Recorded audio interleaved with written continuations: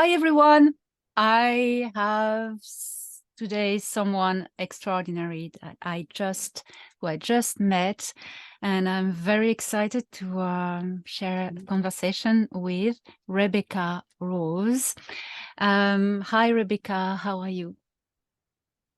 Hi, I'm happy to be here with you for the first time. Yeah, it's really a pleasure. Good to meet you. Thank you. It's really great to meet you as well, and exciting as well because of the topic we are going to bring. Um, I really truly I knew about you, but I truly discovered you by watching the interview you did with Michael Sala, and in which you talked about your experience on Mars with local Martians. But before we are going to go there, I'd like to introduce you as a spiritual coach and healer. You're someone very spiritual. And I watched some of your videos, and I really felt the frequency of love really, really there with you. It's quite impressive. And but that's what you do as your Earth mission, I suppose. And well, Well, you it's my full-time job to that's even it. like working. I work as an intuitive with clients, but yeah, I mean, I probably talked in the interview with Michael about the spiritual path in meditation started to unlock a lot of my memories with the SSP. So, yeah, and That's it. Because you were in the yeah, SSP, so could you please tell yeah. everyone how you got there and all everything, hmm please. Yeah, I think I'm always challenged to put that in a like a soundbite or a nutshell. But we had to go back in time to when I was 10 or not, because let's say 9. I was 9 when I was taken into a 20 and back experience or time and back experience. Although I had a lot of other things going on. I mean, I was taken by Darkfleet to the Darkfleet base in the late 70s on the backside of the moon before I was taken into the long time and back. So there's a lot of other kind of anomalous things going on before I was abducted, military abduction to Mars and beyond. But that was in 1982 when I was just about to turn 10 in the fall of 82. And I usually talk about my father a little bit because he was very seminal in why I was taken into the programs. Is he worked with Lockheed and with the Navy, Naval Intelligence, and so on. He was with a top secret clearance, and there was an agreement made there for, I think, myself and my brother to be taken and used in certain ways. Um, that's where really everything began. And I didn't really start to get memory back about all of the off-world stuff and SSP stuff until my father started to be in his final year of life, his passage with cancer, and finally being in hospice and passing on. That was a time period when a lot of memories were starting to really, like tidal waves of memories coming up and washing over me, things I really didn't quite know about. So I hope that is, yeah, enough of an intro there, or at least a little piece of how that all began or why that all began. And people can certainly go back and watch my video series on my YouTube channel, and it goes into great detail about everything, about probably too much detail about everything that happened to me and how I was brought into that. I also want to say, Elena, that I feel too, and I see that it was kind of part of a soul mission. So even though I probably went through a necessary period of feeling a bit victimized by what happened to me, as I mean, there's so much abuse in my past, but I understand from a bigger picture, a cosmic picture, that this is kind of what I came to do, because without the experiences, I couldn't be sitting here having this conversation. Like, I survived the program so that I could begin to be a voice of what we may call a voice of disclosure. I wanted to know, I think, about how those projects worked, how these dark alliances were getting away with what they were getting away with, or what was their objective? How are they operating? And to understand it from the inside out. if that makes sense.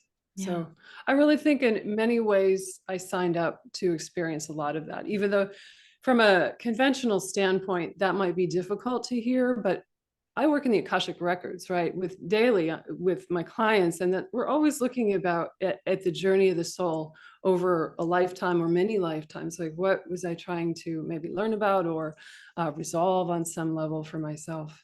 Anyway, yeah. So I guess I could just say, as if we're leading up to Mars, Yeah. there was quite a bit of trauma-based mind control and kind of sexual torture and things that led me into, they took me into programs that would basically fracture me so they could use me on Mars. And I was twinned with a non-biological psychic twin. We were sent to Mars together from a military base, the Great Lakes. It's a naval station, Great Lakes, north of Chicago. That's where that happened for us. We were sent to Mars after that. And we were basically became cyborg, what I would call cybernetic beings. Super soldiers is what it's often called as well. Partially technologically altered, partially psychically altered, chemically enhanced, and so on and so forth. But the common lingo for that is a super soldier. And I would probably call it. What was the organization that you worked for in these programs? Yeah, this was corporate. So at that point, I wasn't with Dark Fleet anymore. So I would say, you know, the ICC or the corporate programs. Okay, was there any other military Earth involved in these programs? Like that's USF what I Force mostly remember from Mars was Earth. I would call it like a defense force. We were, because our job basically for so many years was just really patrolling bases, patrolling airspace. We had missions against the mantids and so on and so forth. So yeah, it was very, I mean, there was a lot of time we went going on, but there was times of high activity. So there was ways that we were, you know, I'm lacking a word here, but it wasn't always high action. There was a lot of training involved. There was a lot of procedures that were done surgically and that nature. But eventually, yeah, we come into the mantid story, and the story of the Mars reptilians kind of is an offshoot of all of that. So yeah, my partner and I, or my lab twin, we were both on with Mars Defense Force, and we were tasked over time. I mean, a lot of time was spent augmenting us and enhancing us in certain ways through chemical means, technological means, biological means, and so on. But we were a lot of time just spent patrolling the base, and I was trained on land and in a craft, you know, piloting at the time it was in my memory, it's very much like a clunky old helicopter from Earth that's been retrofitted for Mars. I mean, that's my closest descriptor. But there was psychic enhancements that were made. So we were, in a way, interacting with the craft, patrol crafts, and with each other in our unit with the Defense Force, and also on land. And we had these really, I mean, crazy high-tech suits, which I think the suits themselves were interacting with our consciousness in some way. And I think those changed over time during my years with Defense Force on Mars. I think there were enhancements that were made to the suits, or different generations, let's say, of technology used in the suits. But a lot of what we did, I mean, there was a lot of time when we'd go out and just be on patrol or be protecting the base with nothing much going on. There wasn't a lot of high action. It wasn't always, although part of our training was through simulations, in which they were extremely amped up. In my memory, I can tell what's a simulation because it feels like I've been completely drugged on like amphetamines and then put into a virtual battlefield. And it was training us to be fearless and kind of ruthless, merciless, and also to be programmable. So we had no will of our own in a way. We were always wired to something commanding us, if you will, or a certain altered part of us was being commanded at certain times to perform certain tasks. And it's quite a violation. I mean, as I speak those words to you, Elaine, I mean, it's such a violation of the human spirit. Yeah. Really. Y- Um, Yeah, it goes really into hacking into your consciousness, your own self. It goes very deep. Yeah. It's you're not yeah, even yeah. even in control of your your thoughts or your will. That's how you were. Yeah, well, in Mm. certain aspects, like if they wanted, Mm. this is a little hard to say, but there was a kill command altar built into me. That was Mm. the war aspect. You know, if they wanted us to be engaged in a offense, a battle-like offense, and that would be activated. So that wasn't activated all the time. There were different parts doing different jobs in a way. Mm. But it's a lot of the more aggressively engaged battle things have been almost, some of that's been really difficult to get back through my memory, because it's a way of, in a way, it's like I want to know about that, but it's been also difficult to know how I was used and the beings that I was forced to harm. That is really hard on my heart. Yeah. Yes, And that's some of, yeah. No, go on. yeah, It just I was going to say, just, yeah, you feel that, don't you? As yeah, I do. empathically, some of them were the mantids. The mantids were, we did horrible things to the mantids, terrible things to the mantids. I Yeah. mean, the mantids are beautiful beings. They are so advanced, so spiritual, and but they defend themselves. They know how to defend themselves when their territory is and is aggressed themselves as well. Well, I've had kind of an approach of a mantids, but I don't want to bring that now. I just how did you first? Let's talk about the mantids. Okay, how did you first get in contact with them and what happened? That's gonna be The tough. very first contact was through psychic recon missions. So the mantids lived in an underground, I don't want to say cave or lair, I would call it like an underground labyrinth. It was very, very opulent in terms of energy. Energetic structure was way upper dimensional, very, very upper dimensional. And my partner and I, the psychic twin, my lab twin, we were doing recon for our small group to understand psychic recon. We were looking over there. So we contacted their area psychically to look at what kind of protection they had over there, and what were they. We would look at them that way and learn what we needed to learn as per our orders from their commanders and higher up. But I'm pausing here because I'm remembering this energetic structure that they lived within. We could go into, I would say, and I know through reading through some of your material that this is part of what you know as well. The mantids didn't originally come from Mars. They've come from a lot of other places, but they seem to, what I received psychically was that they came to Mars and already found this structure, this hot, extremely advanced, more advanced than I even have words to describe in human terms, this structure that was already, or like an energetic etheric blueprint that had already been created. And they took up residence there and made it their own. So they had, what I'm getting at is that they had a lot of almost like a frequency fence that ran through their domicile underground, very high level place where they were occupying, and it helped to protect them. And it operated with, it was alive. I mean, it interacted, with their consciousness, much like, anything else, a craft or a suit, or everything is conscious. And so that was one of the things we were investigating over there. But we also had missions where, this is difficult, we bombed them. Our commanders, I mean, there was always something going on where we were trying to co-opt the mantid mind stream so we could get them to work for us. And there was different means devised for that over time. Most of them were really nefarious. So we bombed them, introducing a gas into their lair. And at that time, it's like introducing a rogue moment into their peaceful society or their peaceful mind stream, operating as a collective, in which there was so much chaos and confusion coming in that we could how do I say this in conventional terms, we could make them operable, or we could, it's almost like a trauma-based mind control program that would be wrought upon a human being, introduce some kind of trauma into the mantids.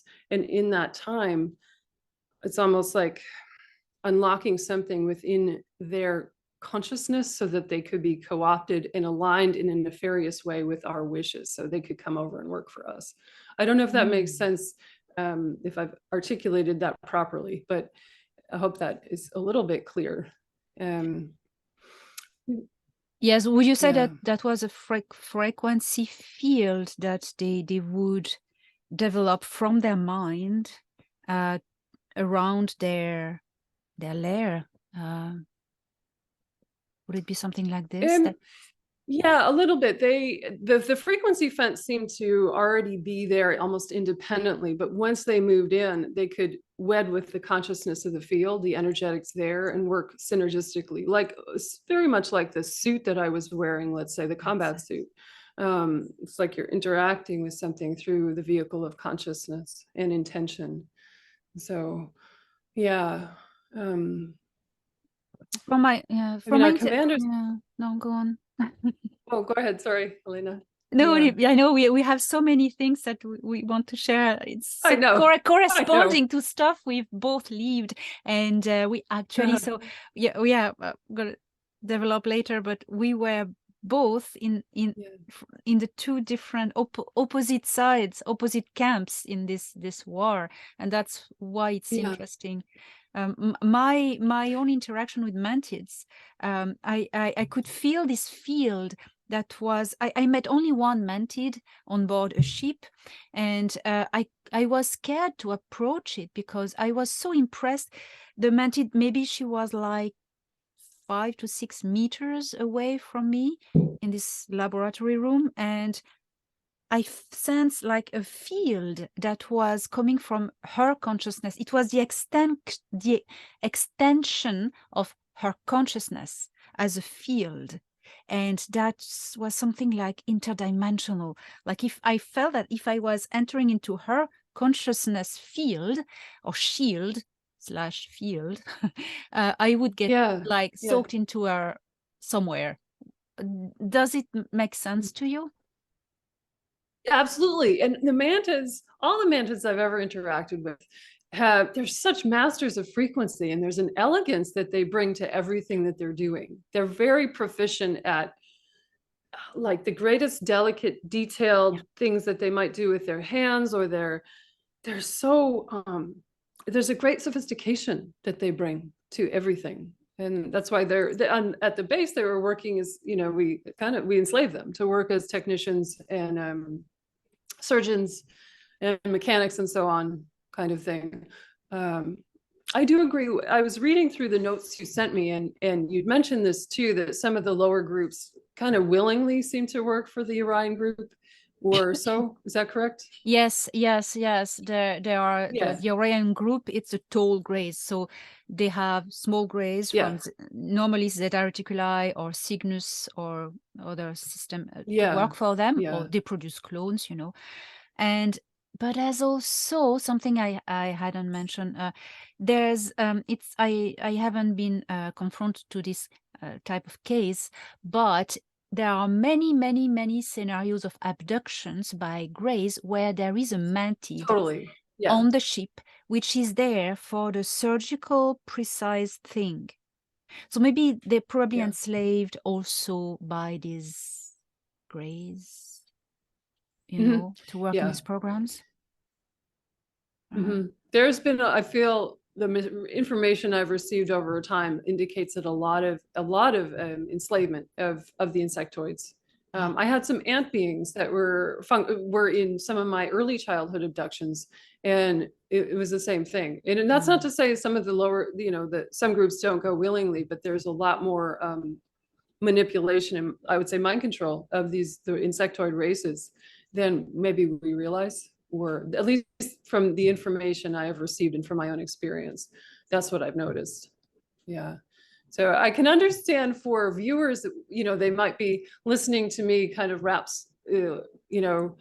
eloquent about, oh, the mantids were so great. And they're thinking, well, I've been abducted by mantids. What's so great about the mantids? But it's different there's different groups, just like there's different groups of people, right? Yeah. That's why Yeah. I feel a connection with you, because you see behind the basic reality of being confronted to them. Many super soldiers I've been confronted to them, and all they can relate it's, oh, it was horrible, they were so aggressive, they teared us apart. But you could experience, because I suppose your highly spiritual nature that makes you feel and sense, the Yeah. beings and the souls. You saw them as I saw them from a totally other perspective, and you could see the Yeah. soul, you see more, well. Yeah. Yeah, that's very true. I think maybe it's been part of my, again, going back to what's the journey of the deeper journey for me here.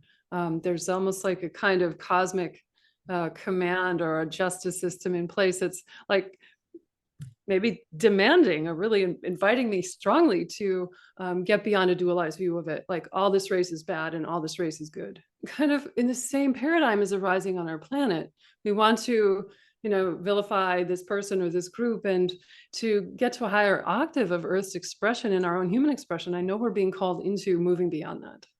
That's it. Yeah. It's when someone tells me, oh, all the Anunnaki are horrible, are evil. I went, would you say that all the human race is evil because of bunch of as the Yeah. elites? No, you Right. can't. Yeah. Every race they have their, yeah, and that's, well, I remember Tony Rodriguez telling about his encounter with the mantids as well, with this telepathic ability that they Mm. had to get into his head, read his soul, and Mm-hmm. Mm-hmm.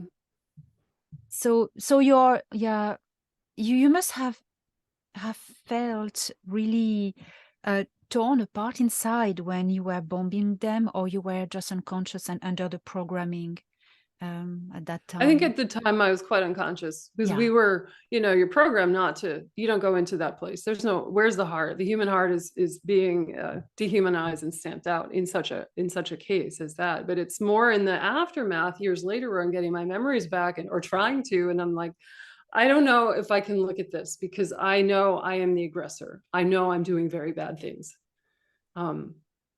Yeah. So, yeah. Um, yeah. They didn't seem to ever want, I mean, until we started to torment them, they were not, I never got the impression that they were after us. They were protecting themselves, but they would have been happy to just mind their own business and, carry on. At least that with the ones that I'm familiar with there. That's not to say that's the whole story of the Mantids on Mars, but that's what I observed in my case.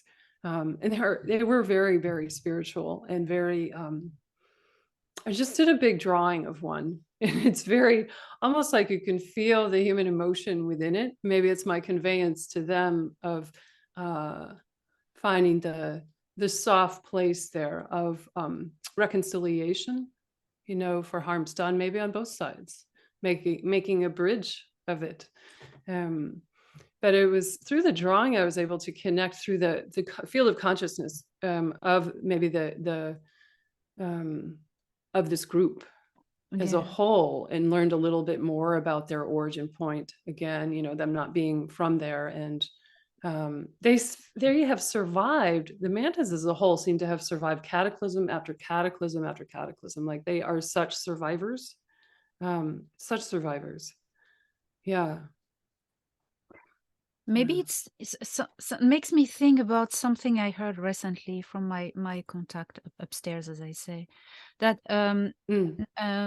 a collective or a group bind by hive consciousness is an invincible army. It's invincible because they are so quick, because it's like, birds, like murmurations, they all think in the same time, and Mm-hmm. you cannot beat an army Mm-hmm. that has one thought for the whole group sometimes. Mm-hmm. So the insectoid have this, maybe not, I don't believe the mantids are as a hive consciousness, but they have a group consciousness. That's Yeah. what you Yes. explain. And Yeah. Well, so, and you tell me if this, I mean, over time, over years of interacting with different groups, it seems like at the upper dimensions, yeah, that's more the norm than the exception, that they yes, relate in a way that's very yes, transparent, and that they might have a unique individual identity, but there's a great telepathic communion going on at all times. And that's natural and normal, very much yes. in contrast to what's going on here for humans at the moment. Yeah. Yes, that's exactly what Yeah. I experienced. I was explained that, and I believed it until I really, really understood it when I was confronted to such groups of extraterrestrials, especially those coming from other galaxies, more advanced even than anything that Yeah. exists in this galaxy. And the Yeah. mantids, many mantids come from other galaxies. I know that many mantids in the programs of abductions are coming from the Sombrero galaxy. Mhm. Yeah. Many of them. And maybe those on Mars as well. I don't know. They may come from somewhere else. But these beings, the more you learn about, you meet beings such, the cultures such as intergalactic cultures, such as the Altians, for instance. They are humans, but they are attuned. They call it an attuned consciousness collective. It's not a hive, but when they are Right. together, naturally, they harmonize their heartbeats. They start to beat at the same Yes. rate, and they can Mhm. tap into the general field of consciousness. So if they're on a planet, it's the whole planet.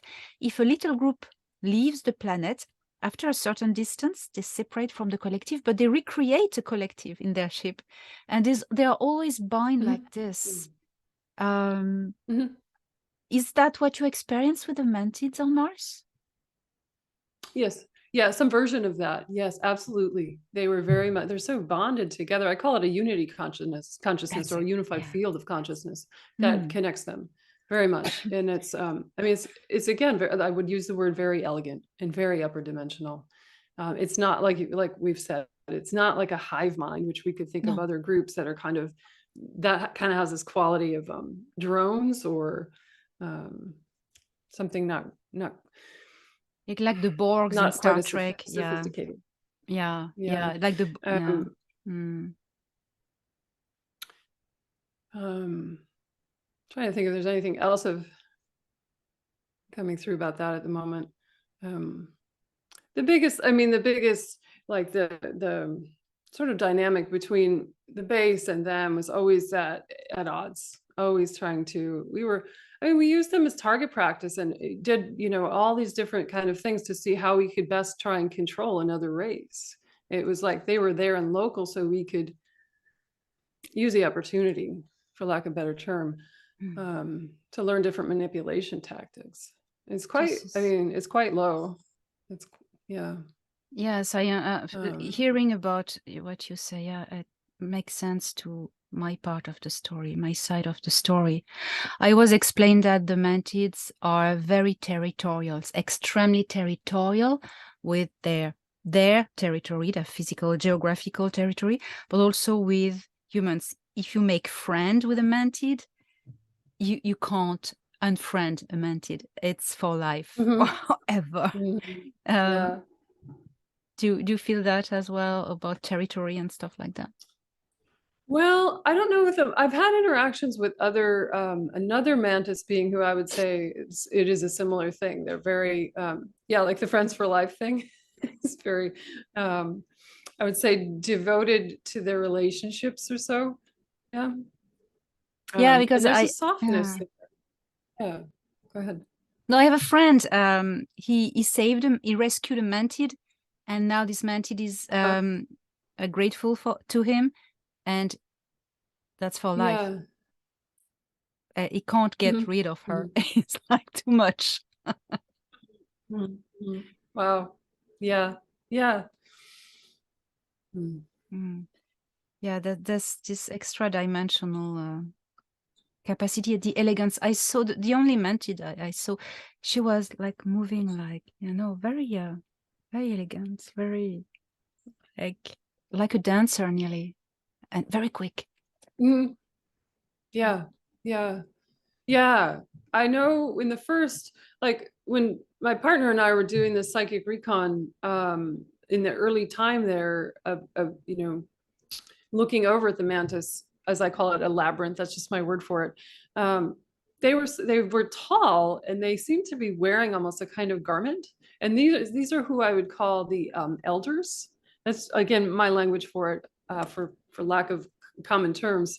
And they were looking at a high table and it had moving light figures on it. They were looking at something, I don't exactly know what this was, but it was quite high tech. And I don't know if it was a blueprint for something or if it was something they were actually gathering information from. But they had the connectivity of consciousness that they had with whatever it was they were looking at, almost like I would almost say a screen, was quite apparent. I mean, again, this working with something via consciousness, and it seemed like they were gathering information of some kind, but it seemed like light codes and information that I think might be beyond my human understanding as it came through my memory. But it was, again, very advanced. So I think sometimes it's easy to think of the insectoids as being just this kind of basic creatures living under the ground that, like bugs on Earth. We might need to reframe our perspective a little bit. Yeah. Yes. Anyway. Have you seen other insectoids different than mantids, other types? I have a guide who's an ant being. I've mentioned the ant beings. Yeah. Mm-hmm. And she came to me some years ago. I call her Bella. She said that we can't really work with humans because of how we look. We're too scary. They're bipedal big ants with, they don't look like they'd be hospitable, right, to humans. But her group was part of who abducted me, featured in abduction scenarios in my early childhood. And again, I think it's underscoring that nature of how things come along as we go through space and time in our lives here. Things have a way of, at least in my experience, of like the scoring gets righted somehow in really unique ways. At least for me, I wouldn't have thought I'd end up with a contact from one of these beings actually seeking to make amends. And I've gathered a lot of information of her over time, although we had to do a delicate dance of like, I would say getting to know each other, or me coming into a place of understanding her and beginning to trust her. And their frequency has been quite, I want to say something akin to an angelic frequency. There is a really high level of love, and I want to say a softness that has come through, and you wouldn't think it to look at them. They look, they look, they look like they look, but there's a whole nother story that unfolds when we kind of get beyond the appearance. And I think that's a lot. For me, that's been a beautiful lesson. Wow. Yeah, it reminds me, JP, Dr. Michael Sala contact in the Right. US military. JP, Yes, yeah. JP. He was on a mission a few months ago under Florida in the undergrounds in inner Earth, and there was this big Anunnaki giant sleeping there with a big tree of life, and the whole place was inhabited and guarded by the ant people. And it was. yes, it was Okay. ant people, and there are many accounts, especially I think, I don't know if it's the Hopi Indians, I think so, but many Native American tribes talk about ant people coming from the sky and living underground, settling in kingdoms underground. So they're there, and it's coming from the sky. So probably the same beautiful spiritual beings, I suppose. So I have not heard this I haven't listened to a lot of that material. So I'm wondering what was his impression of those ant people as like a gentler race, or was that? Yes, like Okay. elders, guardians of the place. It was a very Okay. sacred place, and very Yeah. precious, with a tree, kind of a tree of life, dripping a special liquid that, very beneficial for Okay. the health. And the place was Huh. guarded by. He had this impression like elders, like sage, Mm, wise beings. mhm. Like that's how he Yeah. describes them. So totally matches. Okay. Yeah. Um, wow. And Mars has other local tribes as well. There's the reptilian tribes as well. And many SSP talk about their confrontation with them. I mean, these guys, the locals, I mean, they defend themselves against the invaders, and we can understand that. And but also, when you are propelled against your will in these fights, as you know, the SSP, it must be um, really, really horrendous and traumatic. But I was in the you were on that side, but I was on the other side, in the Yeah. other camp, because I Right. was I'm working with the Galactic Federation, which is the Earth Alliance, is an extension of it. So the Galactic Federation of Worlds train. They don't go and save populations. They don't do that because they have prime directive stuff, but they are going to train and empower locals. That's how they create the Earth Alliance, that they empowered like the US Navy, and they create Solar Warden program, etc. They did the same with Mars. They created the Martian Alliance. And so one day I connected with one of my contact, Thorhan. So I'm going to tell my story. That's it. And he was on Mars, on board a ship, and hovering over Mars. And he said, "Oh, you must not connect now. It's not the moment." Like I wasn't meant to know about that. And so I said, well, can I at least keep the telepathic connection, because I'd like to see, what are you doing on Mars? It's war over there. What? And Yeah. so he was with another guy, another soldier, and the ship landed in a valley and in the red dust, and it was kind of a Tesla tower. I don't know what these towers are for. I don't know if you've Mm. seen them, like Tesla Mhm. towers, Mhm. not really Tesla, but looks like it. And there was a reptilian guy, very bulky, and Thorhan and his friend, they were delivering them weapons. Like, and I went, "What are you doing?" And I said, "No, I'll tell you later." And they were giving them a lot of weapons, and the guy was taking them and putting them in a kind of a shuttle. And then he told me later that it's the Martian resistance, and the Galactic Federation trained them to resist to the invaders, like the MDF. That's it, Mhm. and the corporates, Yeah. and they give them weapons. So I saw that, Mm. and so that's my side of the story.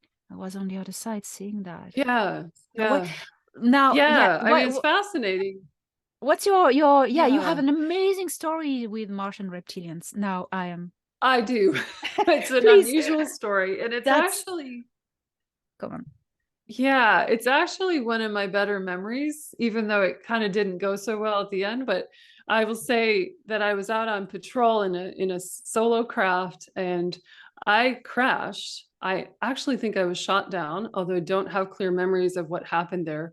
And I was the technology that was keeping me hooked in, or proclaiming my whereabouts to Central Command, was broken, so nobody could come after me, and I was damaged. My biology and my technology were damaged, and they picked me up after a time and brought me back to their home.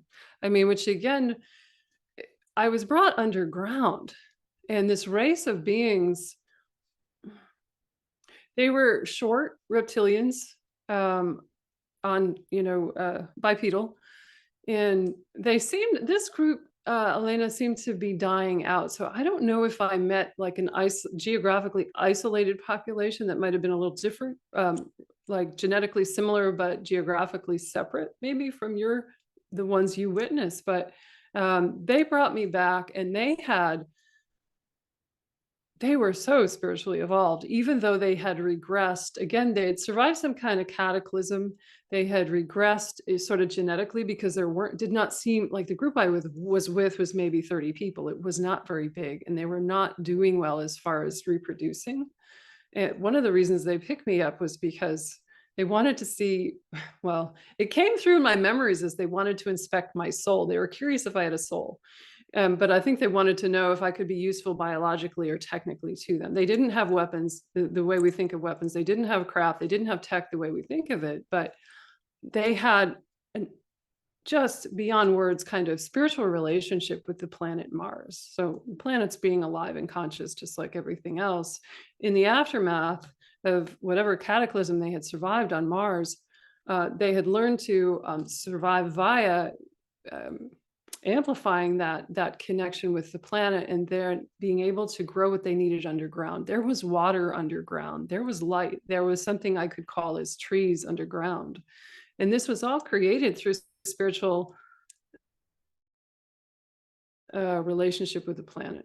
So working with intention and consciousness to ultimately create what they needed to live. And I remember being in a circle with them, and like almost like they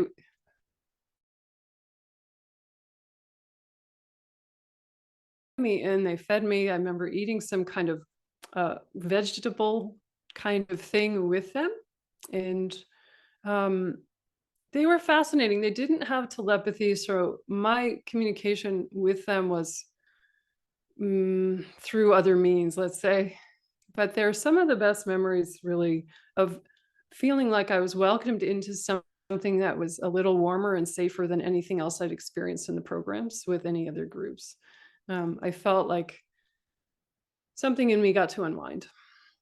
I was a clone. I was cloned many times while I was out there, and eventually they had a community, like we could say like a community council meeting, and they ended up, I have used the term cannibalized me for parts, although I don't know that they ate me, but they took me apart to see what I was made of. Did I have a soul, and could they use my tech or my biology in some way?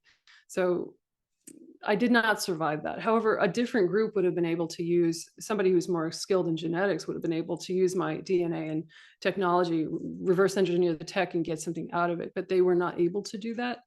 I mean, it's funny because I didn't survive my time with them, but I feel like I still, I have really good memories. I mean, is that crazy? I have really good memories of being with them. And sometimes I think, what happened to them? I mean, I was like, I miss them.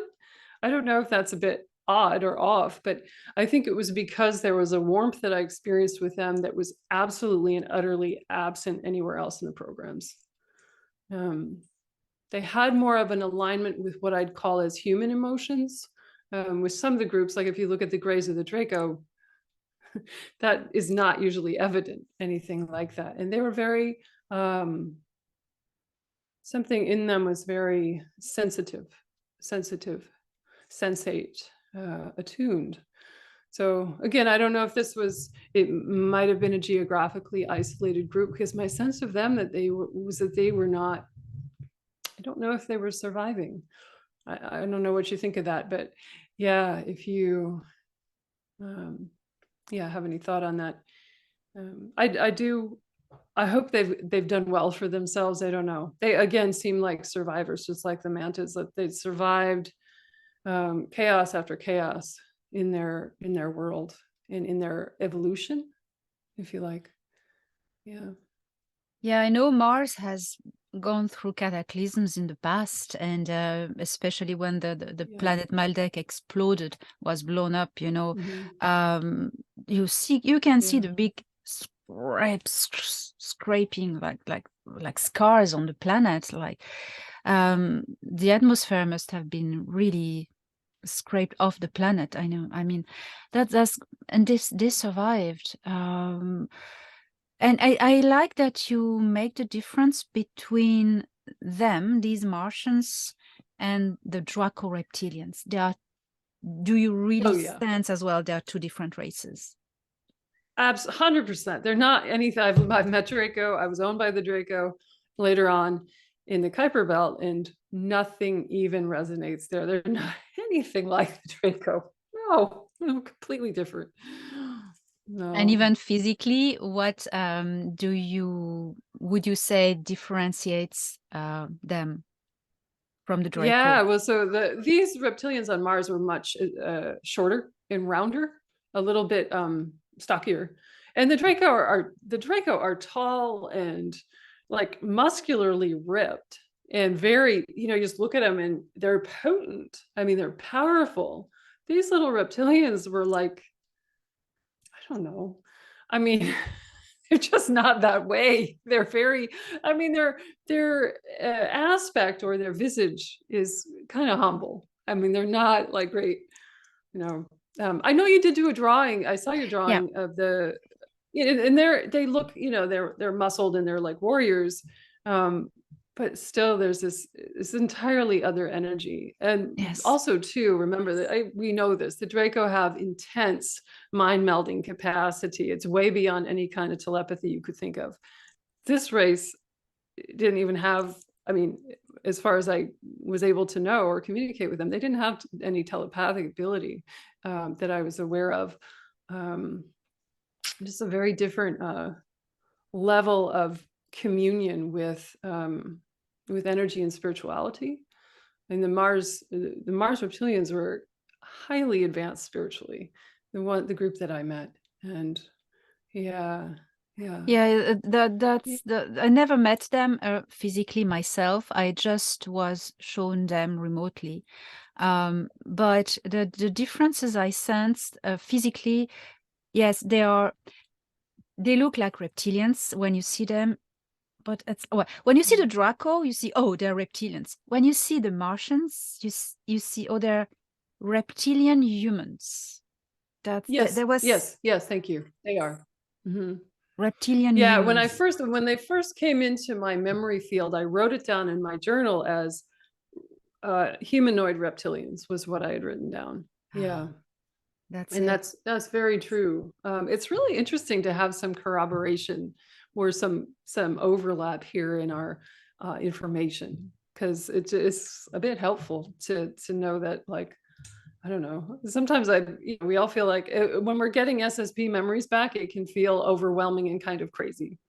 Yes, yes. Oh, that must be horrible. And I mean, I never was in the SSP, and when I hear my friends talking about their memories, I'm horrified. I'm, oh my God, so you survived that? Are you okay? Yeah. It's like, oh my God. And you Mhm. need, it's that's why I want to make this video with you, because it's nice to have a bit of corroboration, and what It and is. Yeah. Yeah. And Yeah. what I found Yeah. interesting regarding these Martian reptilians, these humanoid reptilians, or reptilian humans, is that you and I were, our perspective was from opposite sides of this water, Yeah. and Mhm. and though we had the same impression of the same group of beings, that I think that's very Yeah. interesting. It is. It is. It is. Yeah. Um, and maybe sharing, um, yeah, a more, I don't know, I would say I have a kind of maybe a little more open-minded view, or bringing a little different perspective. And I don't know if it's through my spiritual work or that I work as an intuitive. I'm always called into seeing the bigger picture. Um, and it always forces my growth. It always makes me evolve a little bit in how I regard certain situations, and more to come. I mean, I'm not yet there with the Draco. I mean, the Draco did horrible things to me. They've done horrible things to the planet, and they made a really bad name for all the reptilian races in our solar system. That's it. That's it. That's it. And all I Yeah. say all the Dracos, let's stay away, everyone. Just don't try to interact. Don't try to save them, save their soul. Just go away, run if you see one. Just don't insist. But that's the Draco reptilians. what I call the Sikar, but there are like millions of different races of reptilians in the galaxy and the universe. So, and they're not the Dracos, and other people, you know. So, yeah, I like when I really resonate and find very interesting when you say that despite they took you apart and they killed you, it wasn't for like the Dracos who would have done like, I'm gonna eat that part. No, not at all. It was curiosity. It's horrible, but curiosity and coming from a place of analytic mind. Oh, how does that work? But you bring forward by telling this story the awareness that people often forget that other species, other cultures, other brains wire differently, and people need to be aware of that. Other cultures think differently. And I feel too that there were members of the group who actually wanted to just let me live on with them. I guess that group was a minority because that's not how it worked out. But I still feel like it got me away from the base and away from all. I mean, the colonies are really run by, at least when I was there, this was maybe a different time than other people, but they seem to be run by people like psychotic madmen, like the insane running the asylum. I mean, it got me out of that environment to experience something that was so much more grounded and elevated at the same time, like something different that I'll never forget this. Not to, paint a glossy, beautiful picture of all my experiences, but if I could have a good memory out of all this, like, why not? They brought me in like family. So that's what I remember more than my unfortunate demise. I mean, I was killed so many times several times I recall death, in a clone body there. So this was kind of, small beans compared to some other deaths. It's not the worst thing that happened to me. Maybe I have a like twisted perspective because of that, but I'll take the favorable stuff where I can get it in all of this. Yeah, I like the way what you mentioned, that you sensed interacting with them, you sense their connection with the planet, and that's a sign of spiritual advancement. Well, not of advancement. No. I take back this word. Spiritual awareness and consciousness. To be just make one with the planet. It's very beautiful. I mean, thank you. I think I might have said this with Michael Solid too. Is like, it's quite a take some notes about that on how we might be doing on this planet. We can relate to the consciousness and co-create a splendor. I think the reptilians there on Mars were kind of painted into a corner as far as their survival, and so it forced them to like you said, have the spiritual awareness so that they could keep going and be survivors. I mean, it opens up so much possibility as far as what the limits of what is available to us through consciousness and working with other fields of energy and our heart and our intention and so on as creators. And entering in contact with these two types of beings, the mantids and the Martian reptilians, you discovered two abilities that we could develop as humans on our planet: the expansion of consciousness and the psychic ability to expand our field of consciousness, and like the mantids, and even to protect ourselves, or I don't know, all these possibilities that we could try to develop as well. And also making one attune with our environment. And that's a game changer for, something I think I wrote that to you as well. I was shown a looking glass device on board the ship. And when I looked into it, I wanted to see Mars. And it was Mars, I think, 100 or 200 years from now, maybe 100 years from now. And I saw them, the Martian reptilians, that they were called by deities the Tiru. Well, that's a name I got. And I saw them different, like their planet was free and they could really get out on the surface and live, really live as like indigenous culture, free and develop. And I saw a group of them. They were like elders. They were wearing robes with a lot of embroidered fabrics. And one of them was holding a staff. They looked so spiritual, so elevated, and so that elders, I was like, wow. And in my heart, I was nearly crying. I got suddenly a surge of emotion, like the emotion was, I'm Mm-hmm. so happy for them after all these eons of times of being chased and invaded, and finally they got their world back and they are blossoming as a culture. And what I saw totally makes sense. The people who rescued you met, these human reptiloids, totally fits with what I saw. The Yeah. style. Yeah. Yeah. Oh.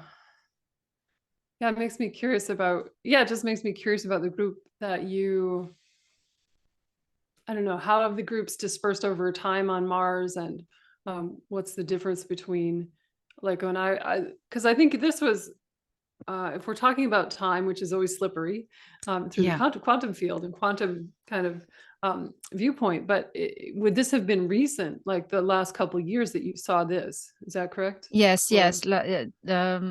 Actually, last year I was shown that okay, in yeah, 100 years or 200 years, I don't remember. mhm, I wrote in one of my books about that. yeah, Well, anyway, time is slippery.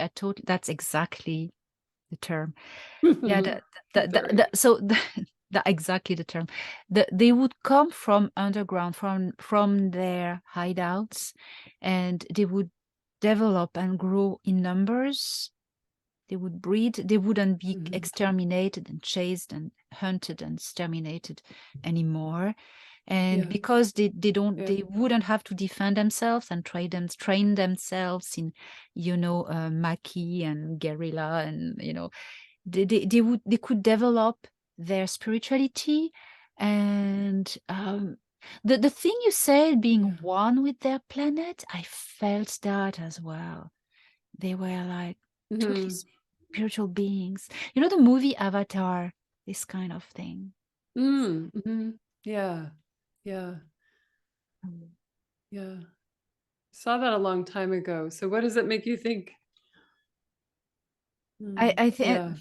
yeah, I think they deserve that, because they've been, Mm, they defend their territories, they defend their culture. They were the victim in this the in the story as well.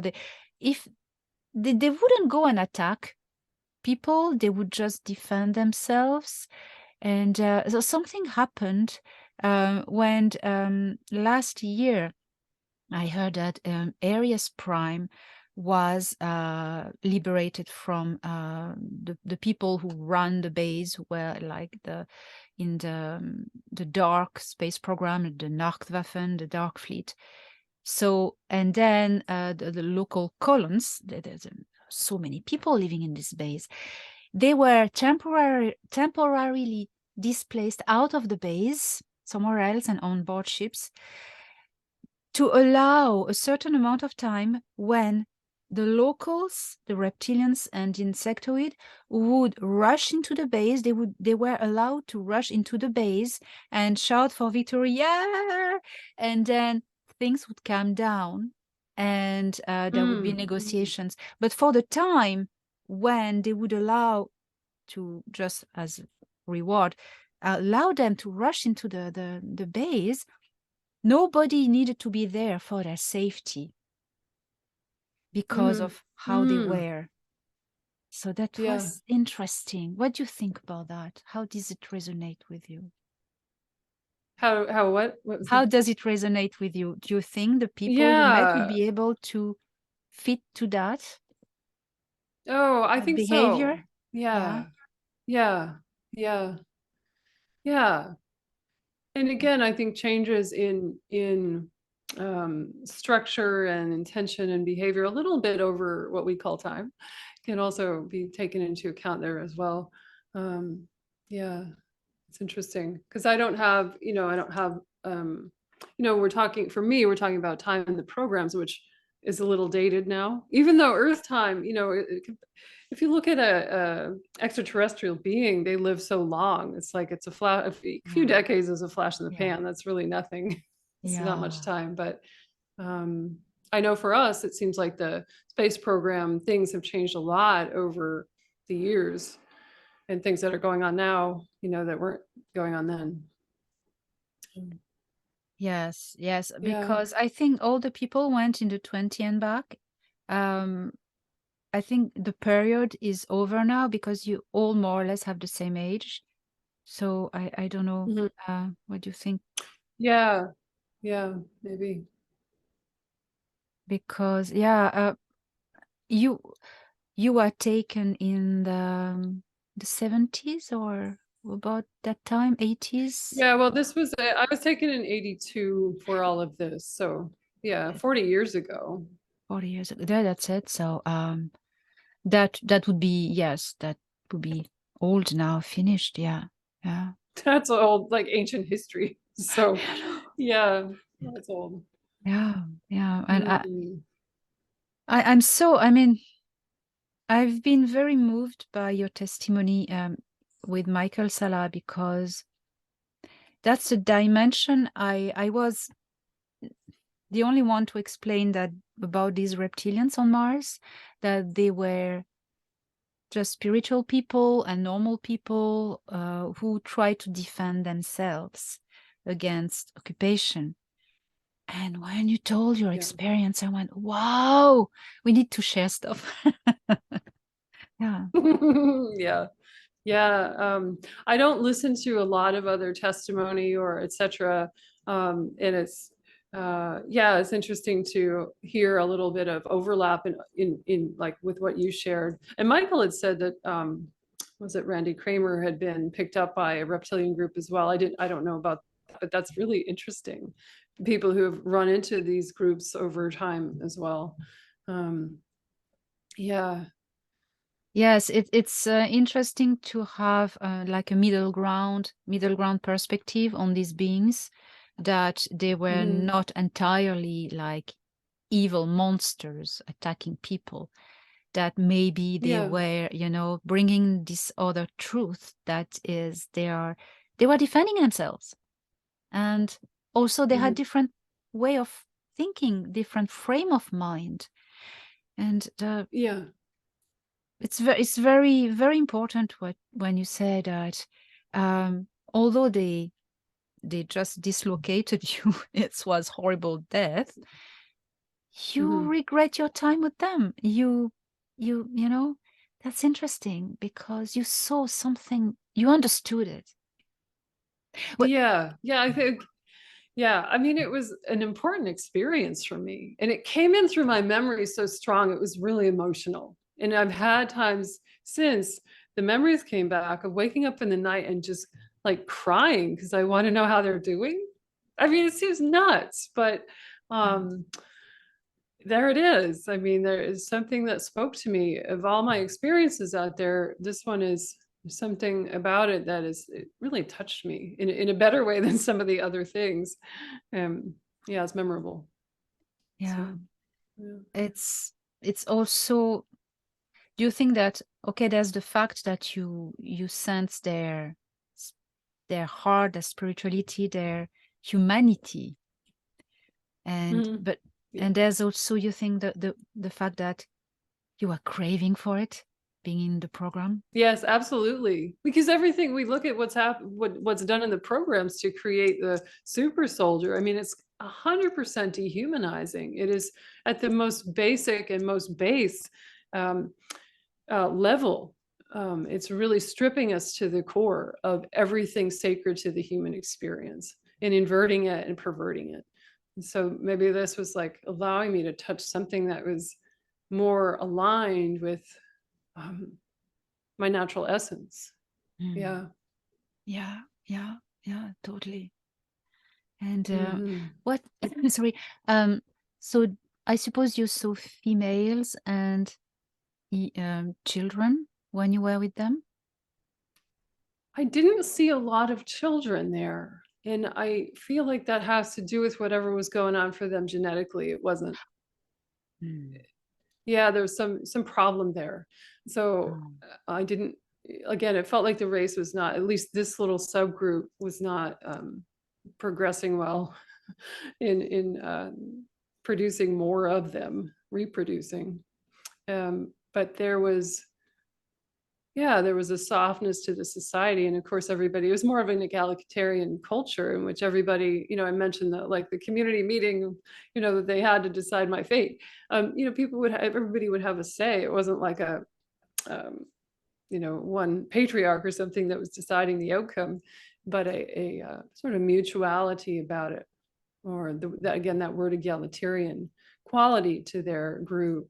There was a piece, absolutely, and you mentioned this in the writings you sent to me, like the peaceful nature really was, from what I witnessed, more their core alignment. Yeah. Yeah, I liked you used the word softness. It resonated with me for them. Yeah. Yeah. Yeah. About their artifacts and objects and clothes, how advanced was it? Or what was the style of the artifacts? Was it very finely manufactured or more rough? Oh, I remember mostly nature things, nature, like objects that were crafted from the earth. I mean, there was a refined quality to that, but none of it was uh, like I don't know, high tech. It wasn't like that. There was. I also felt like this group was working so much on their survival, just kind of getting what they needed. In communion with the planet, that there wasn't a lot of superfluous time, let's say, there was some, but I think that they were pretty occupied. Like their art and expression was with what they were creating, food and shelter and water and so on, kind of basic stuff with the planet's help. Yeah. Trying to think about what else. Yeah. It was, it was pretty, this is a really bad word, earthy. It was pretty, elemental, let's say elemental, indigenous and very indigenous. Yeah. Yes, organic maybe. So I don't know. Organic, thank you. Yeah. Yeah. Really, when these memories came back too, Elena, I thought, am I missing something? I don't see any craft and I don't see any weapons. I'm like, what is both the mantids and these reptilians didn't, we are so wired into thinking about ETs with ships, spaceships, and like high tech. I don't know. A lot of times it seems like weapons or,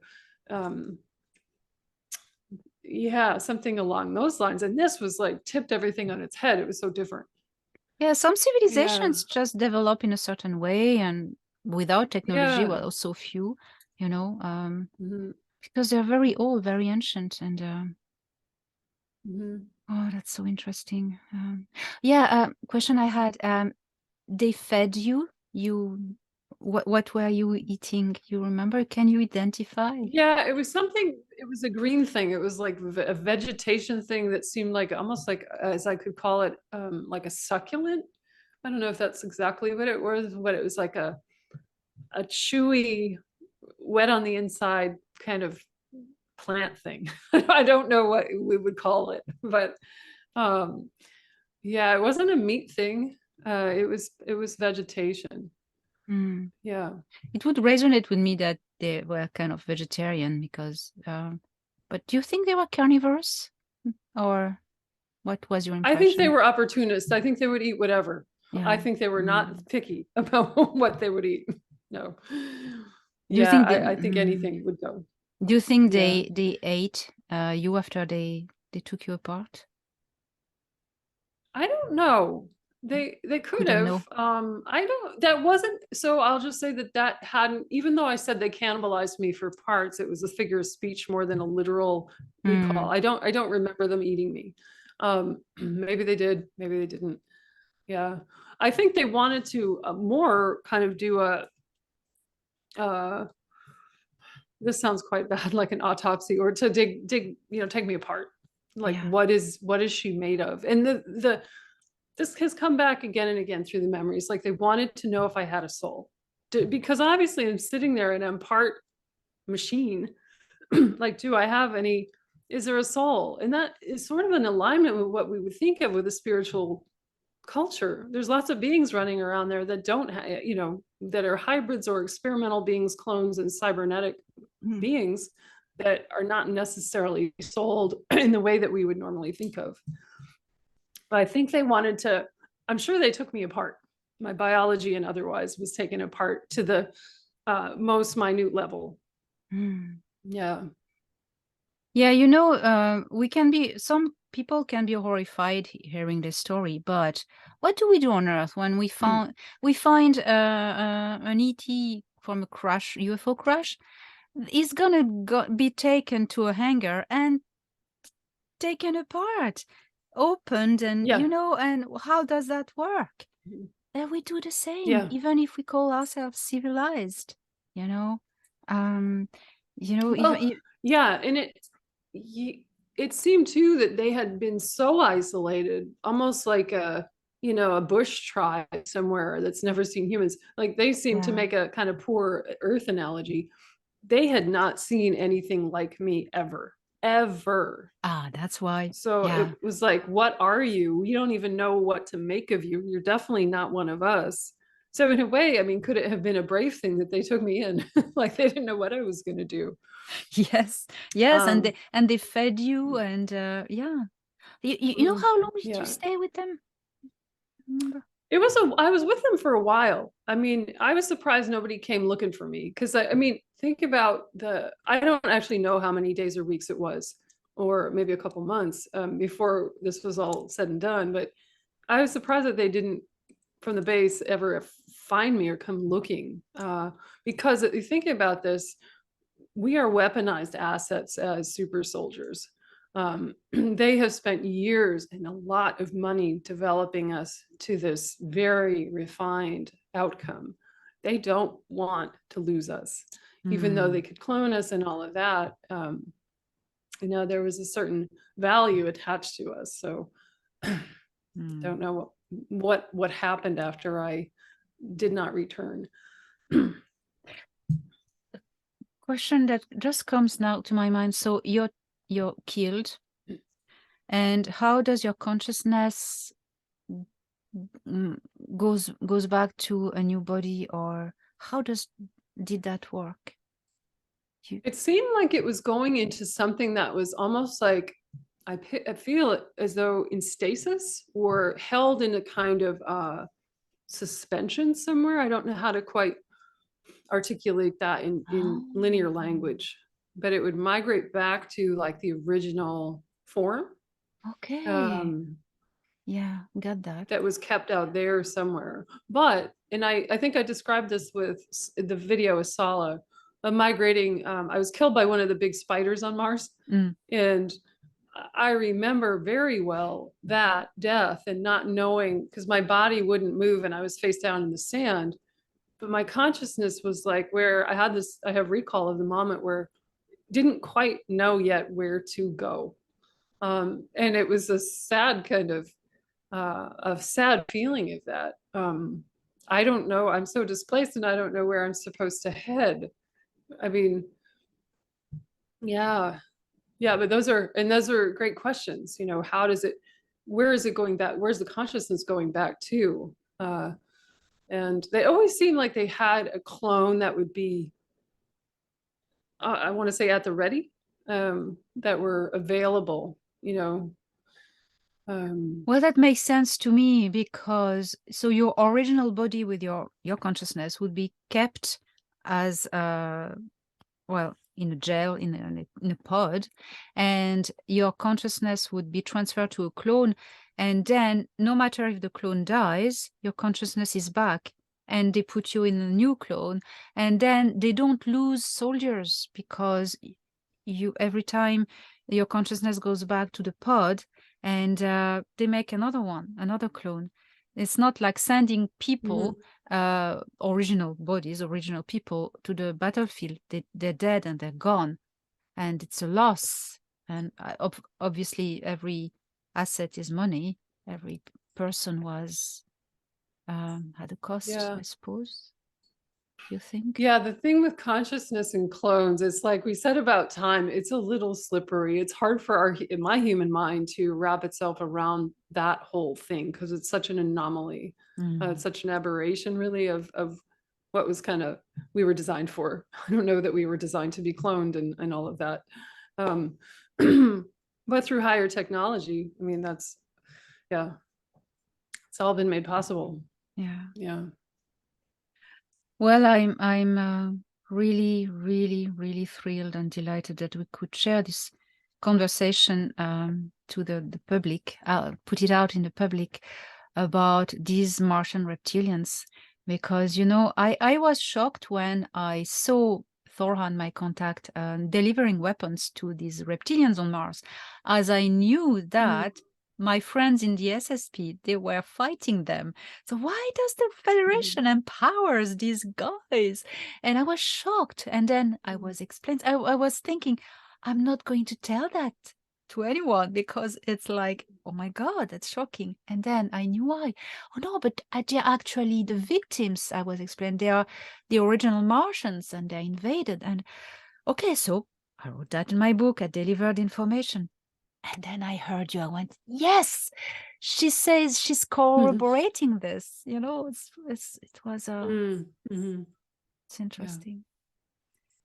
So well, what would be the message you would want to tell people about what you learned from this experience, as a guidance? As you know, Yeah, that's great. Thank you. Yeah, I think it's about kind of questioning our black and white position on things, or can we go back and kind of open our minds to we have black and white perspectives, 1 and 2. Is there a third perspective? Is there some middle way that we might observe something, where some other information we might need before we create a judgment about something? Or could we move away a little bit from our judging capacity into just open-minded observation of something? I've learned a lot had to learn a lot through all of this, because I haven't been able to paint it all black and white. That's what the human mind always wants to do. That we really are wired for that. And we talked about this at the beginning, so I won't go over it too much, but I think the time is for us to kind of move somewhat beyond that, or find what is the unified field in terms of the human collective. How can we move closer into that, to view this from maybe more open space, in the space of the heart? What are we all learning together? What are the old habits of mind, at least that I've had to kind of dispense with, so I could digest more of my experiences from a more helpful perspective? Or so yeah. Well, I'm appreciative of you giving me the chance to go more deeply into this from a variety of different subtle angles. Yeah, we'll talk more about it. well, thank you. Well, thank you also for sharing this, because, you know, I myself been confronted to different extraterrestrial races, and I've learned a lot about what you just said so eloquently, about not judging a whole culture by only few individuals, and or by the relationship of another culture that they have with them. That's something, you know, we are going towards these times where we are going to mix more with different types of ETs, so we need to start thinking about that. And I think testimonies like yours are extremely precious. So thank you. Thanks, Elena. Yeah. Could you tell to the audience where they can find you and follow your work or contact you? Yeah. Oh, my website is RebeccaRoseBarfoot.com. And I don't know if you could link that in the description. And I Yes, am I will. Rebecca Rose, Sirius Blue on YouTube, Sirius like the star system, Sirius Blue. You can follow a lot of the detail of all of this on that channel. Yeah. Yeah. Thank you very much. Well, I think it's wonderful, wonderful to cross our testimonies, and thank you very much, Rebecca. And Yeah. Thank you, Elena. that, Yeah. Okay. I think we can have more conversations. I really enjoying this. Yeah, we might have more things to talk about. Yeah. Yes. Well, it was great to go into great detail about some of this. A lot of Yes. times in an interview, I have an hour and I'm supposed to get from beginning to end of my story, and it's not possible. It's like a thimble in a great sea of we can't. It's just skimming the surface. So I like being able to take a couple facets and maybe go more in a more detailed way into them. Yeah. Well, may we meet again when the time is right. Yes, totally. Thank you very much. Yeah, thank you, Elena. Bye-bye.